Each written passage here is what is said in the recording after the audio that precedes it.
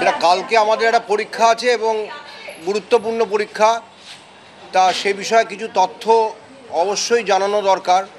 যেহেতু আমাদের অ্যাডমিট কার্ডে প্রাথমিকভাবে লেখা ছিল যে 11টার মধ্যে উপস্থিতি, আর তারপরে আমরা সিদ্ধান্ত নিলাম যে আরেকটু এগিয়ে দেওয়া দরকার, কারণ নিরাপত্তাজনিত যে তল্লাশি হয় তার জন্য আরও সময় লাগতে পারে, সেজন্য 10টার সময় উপস্থিতি।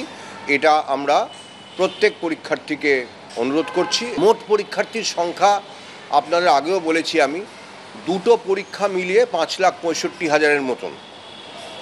তার মধ্যে 3,19,919 এই সংখ্যাটা হচ্ছে আগামীকাল যে পরীক্ষাটা হতে চলেছে।